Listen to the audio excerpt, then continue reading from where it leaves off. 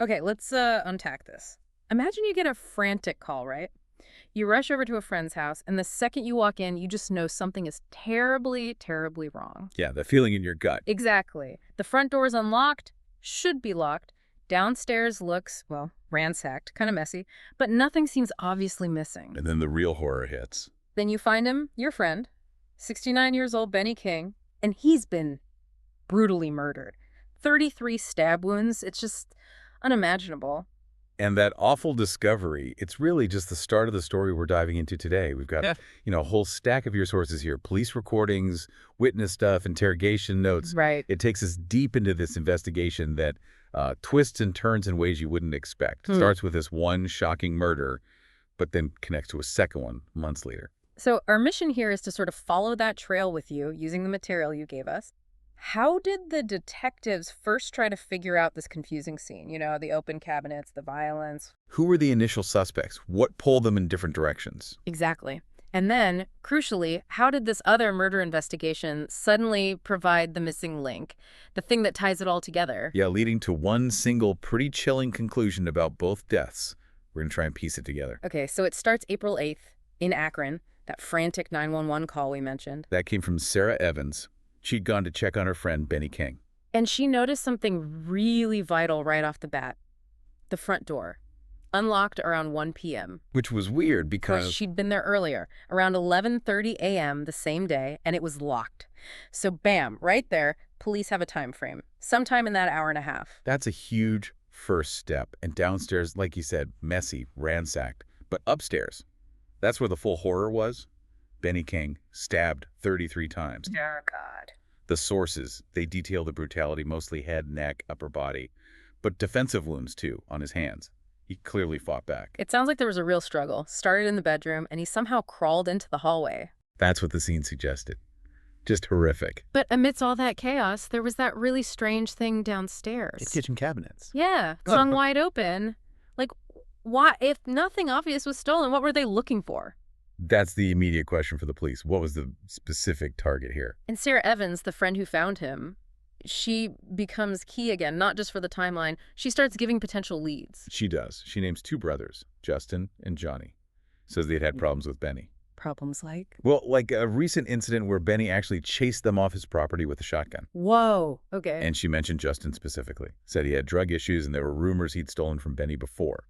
So, motive, history, that they immediately look like possible suspects. Okay, so the brothers are on the radar, but then Sarah mentions something else, almost unrelated at first glance. Right. She says a neighbor saw a suspicious car speeding away earlier that morning. A car? What kind? Described as a gold, or maybe dusty gold, older Hummer, driven by a young white guy. A Hummer. Okay, that's distinctive. Do they follow up on that? They do. The neighbor Sarah mentioned. He was a bit reluctant at first, apparently had some warrants. Oh. But out of respect for Benny, he talks to the police, and he confirms it. Saw a gold Hummer speeding away, recklessly, between 10:30 and 11:30 a.m. Which fits right in that time frame Sarah gave them. Perfectly. And he described the driver. Young, white male, mid-20s, early 30s maybe, blondish, crew cut. Said he'd never seen the car around there before. The way it took off seemed really suspicious to him. So now police have kind of two main paths, right? The brothers, with the history and the shotgun incident, and this mystery Hummer scene at the crucial time. How do they link those, if at all? Well, a bit of neighborhood info helps. Another neighbor hears the police asking about a gold Hummer and says, oh yeah, there's a guy around here, goes by Jaybird, drives one like that. Jaybird. Okay. Does that connect back to Justin or Johnny? Bingo. Police quickly find out Justin's nickname is Jaybird. No way. Yeah. So now you've got Justin, drug issues, rumored theft, recent shotgun confrontation, and he's potentially the guy driving that suspicious Hummer scene, fleeing the scene right around the time of the murder. Okay. Wow. He looks like a really strong suspect now. Things are starting to line up. They are. But then, just as investigators are focusing on Justin, someone else arrives and throws a massive wrench in the works. Jesus ass. Benny's daughter, Patricia, and she walks in and immediately points the finger at Sarah Evans. At Sarah, the one who found him. Why? She accuses Sarah, flat out, of stealing from Benny. Says Sarah was mishandling his bills for months, maybe using the money for drugs. Wow. Okay, that is a huge turn, accusing the person who made the 911 call. But does Patricia offer anything else, like about the crime scene? She offers the key. The absolute key to those open cabinets. She tells police her dad was old school. He kept cash Where? in a coffee can, hidden in a specific kitchen cabinet. Ah, there it is. That's why the cabinets were open. Someone knew about the money and where to look. Exactly. It wasn't random ransacking downstairs. It was targeted. Someone was after that hidden cash. And Patricia, who does she suspect found it? She is adamant. She tells the police it was Sarah or Johnny. Those two are the suspects. Nobody else, them two. So now the police are juggling, what, three main possibilities. Justin, possibly the Hummer driver with a history. Johnny, also implicated by Patricia. And Sarah, accused of stealing, knowing about the money, and being the one who found Benny. Yeah, it's getting complicated. They've solved the cabinet mystery, which points to theft as a motive, but the suspect list is actually getting muddier. Okay, so time for interviews. Who do they talk to first? They start with Johnny. He seems, genuinely shocked Benny's dead. Says he saw him just the night before, visits almost daily. Does he confirm the argument with Justin? He does. Describes Benny physically pushing Justin, calling him a thief over some borrowed money. But interestingly, Johnny also tells him Justin hadn't really been allowed at Benny's recently, especially not alone. Okay. So that maybe casts some doubt on Justin being the Hummer driver, if he wasn't supposed to be there. It raises questions, yeah. Then they bring Justin in. They actually arrest him on some unrelated warrants first. And how does he seem? Calm, apparently. Calls Benny like a stepfather, says Benny always helped him out, strongly denies killing him. Do the detectives push him on the evidence? The ban, the argument, the shotgun comment? Oh, yeah. They confront him with all of it. The ban, the money argument, even this alleged quote about taking a shotgun down there. Yeah. It's pretty disturbing. And his response? He admits, yeah, there was an argument. He was kind of banned for a bit, but insists he didn't hold a grudge. Denies the shotgun threat. Okay. What about the Hummer?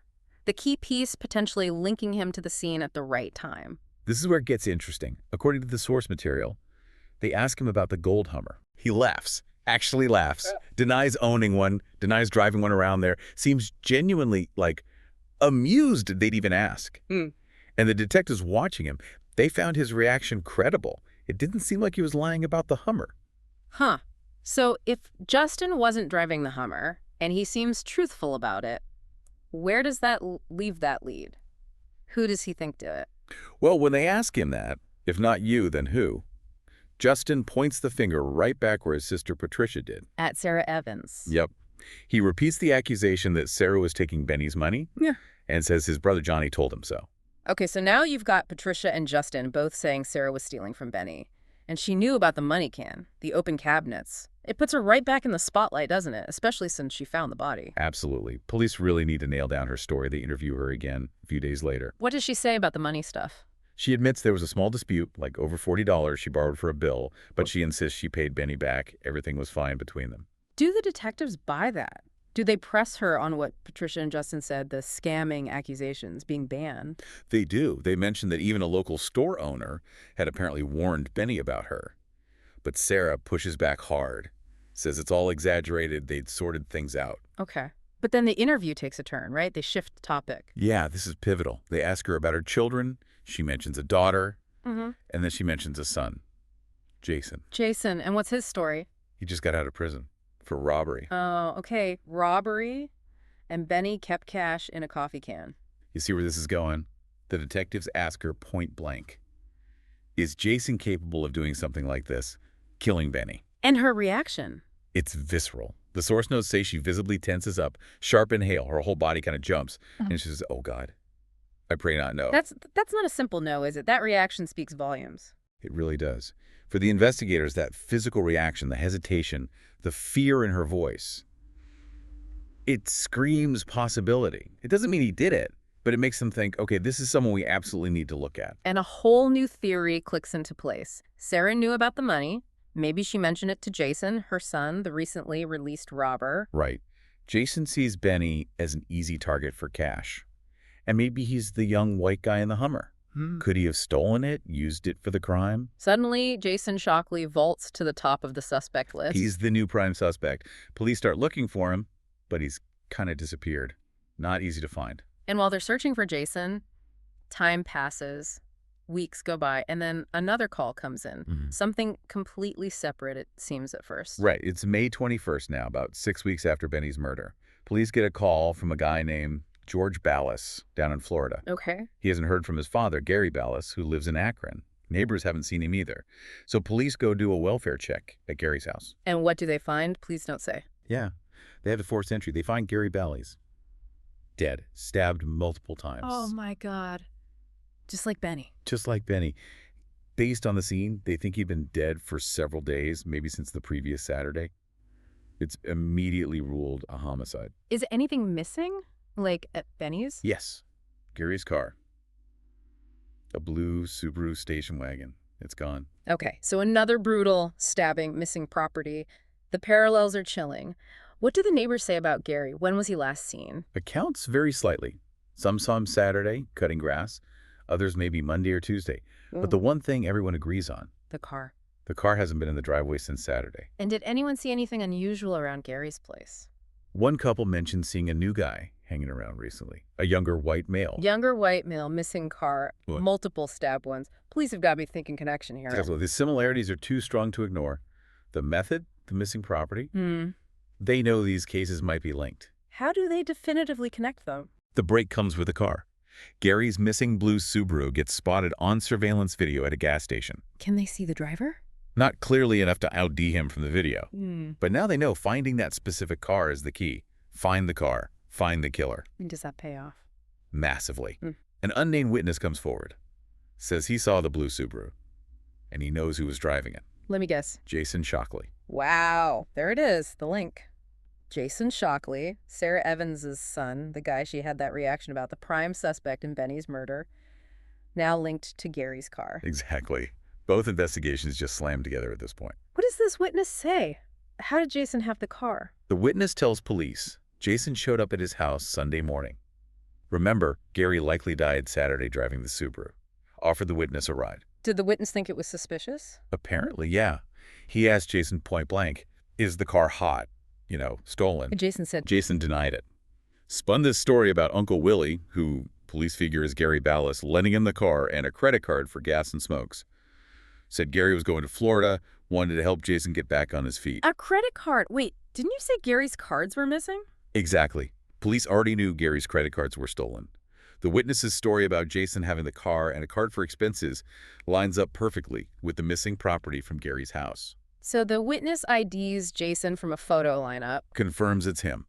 And just like that, Jason Shockley isn't just the suspect in Benny King's murder anymore. He's the prime suspect in both brutal stabbing homicides. Okay, so now they know who they're looking for, and they know he's incredibly dangerous. Finding him becomes urgent. And this must have been just agonizing for her. But it's Jason's own mother, Sarah Evans, who makes the call. She turns him in. Knowing what he's accused of, likely fearing what else he might do, she calls the police, tells them where he's hiding out in an abandoned house. So police move in. Carefully, I imagine. Very cautiously, they search the abandoned house, find him hiding upstairs amongst some rubble in a closed room. Does he resist? No, he surrenders without a fight. And do they find anything with him? Any evidence? Yes, right there at the scene of the arrest. Multiple knives, and Gary Ballas's stolen credit card. Wow. Direct link to Gary right there. So after weeks of searching, they finally have their guy connected now to both murders. He's in custody. Now begins the interrogation. Which must be intense. They need a confession, especially for Benny's murder, right? The evidence for Gary seems stronger with the car and the card. Exactly. The interrogation happens almost 2 months after Benny died. They're smart about it, strategically starting with Gary's murder, where they have the witness, the car, the card. What's Jason's initial story about Gary? He talks about knowing Gary for years, says Gary helped his mom. He even throws in details about Gary's politics, anti-Trump, Bernie supporter, stuff from the source material. Sticks to that story he told the witness. Gary lent him the car and card to help him out after prison. Only had it a few days. But the detectives aren't buying that. Not at all. They hit him hard. Point out Gary was found dead right around the time Jason's supposedly borrowed the car. And they tell him, look, Gary's family, his neighbors, they all say he never lent his car to anyone. How does Jason react to that pressure? He initially denies killing Gary. Says, that's not something I would do. So how do they get past the denial? how does the confession to Gary's murder happen? This part is really fascinating based on the source details. They appeal to his remorse, try different angles, and then Jason does something telling. He asks them to turn off the audio recorder. He thinks if the audio's off, it's off the record. Seems like it.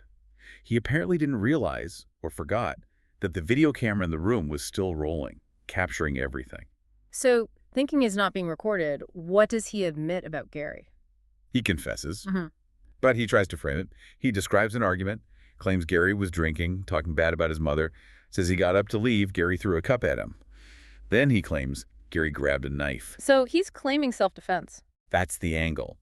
He says he pushed Gary down, Gary dropped the knife, maybe said shoot or something as he fell, and then Jason says he stabbed him. He's admitting the stabbing, but trying to justify it. A chilling confession, even with the justification attempt. Okay, so he confessed to Gary. What about Benny King, the first murder? Detectives pivot immediately. Okay, Jason, these cases look really similar. They try to connect them. But his reaction is totally different for Benny. How so? He shuts down, strong denial. No, because I didn't do Benny, just flat out. He insists they're wrong, lying about the cases being similar. Did they push him, mention the money Benny carried, maybe how he went through Gary's pockets? Yeah, they try that. Ask if he went through Benny's pants for cash. Jason denies it, says Benny never even pulled money out around him. What about his mom's reaction when they asked her if he was capable and she got so upset? They bring that up too, say his mom was freaking out, hoping he didn't do it.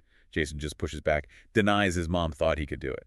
So despite confessing to one brutal stabbing, he holds firm on denying the other one. Completely firm. Never admits to killing Benny King. And you have to figure that was probably strategic on his part. How do you mean? Well, maybe he thought he could argue self-defense for Gary, maybe get a lesser charge. But admitting to 2 savage stabbings, especially Benny's with 33 wounds, that destroys any self-defense claim. It's almost certainly a capital case then. So admit the one with the strongest evidence where you can maybe spin a story, deny the other one. Makes a grim kind of sense. So how did the prosecution put it all together for the jury? Their theory, based on everything the confession to Gary, the links between the cases was pretty straightforward.